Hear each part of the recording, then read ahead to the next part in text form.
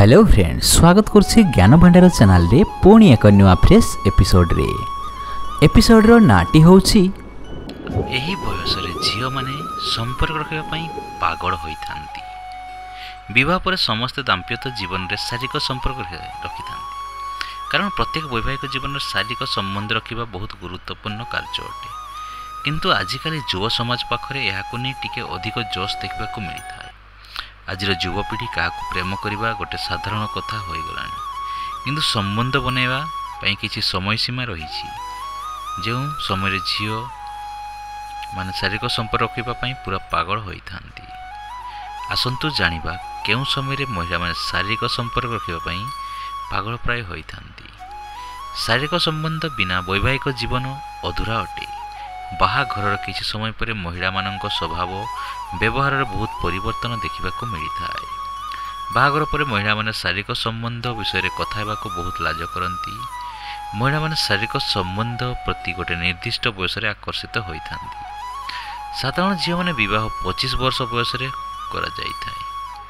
बाहाघर पर शारीरिक संबंध पर महिला मानक भितर बहुत परिवर्तन देखा मिलता है। एही समय सेमानक लाज संपूर्ण रूपे जाई न थाए।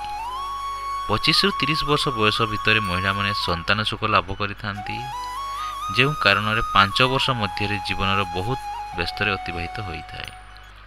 30 ରୁ 35 वर्ष होता है जो महिला माने अधिक रोमांटिक होइथांती, कारण यही बयस मध्य शारीरिक संपर्क प्रति आउ लाज न थाए। यही बयस महिला माने अधिक संबंध बनाइबा पई पसंद करिथांती। यही बयस झील माने शारीरिक संपर्क रखिबा पागल होइथांती। विवाह पर समस्ते दाम्पत्य जीवन शारीरिक संपर्क रखिथांती, कारण प्रत्येक वैवाहिक जीवन शारीरिक संबंध रखिबा बहुत गुरुत्वपूर्ण अटे। तो जानिले यही बयस झील माने शारीरिक संपर्क रखिबा होइथांती पागल। आशा करछि आपनको एही वीडियो निश्चय भलो लागिथिबो। जदि भलो लागिला निहाती गोटे लाइक करिवे, आउ ए पर्यंत ज्ञान भंडार चैनल सहित जोड़ी होई रहते आम चैनल को निश्चय सब्सक्राइब करिवे। धन्यवाद।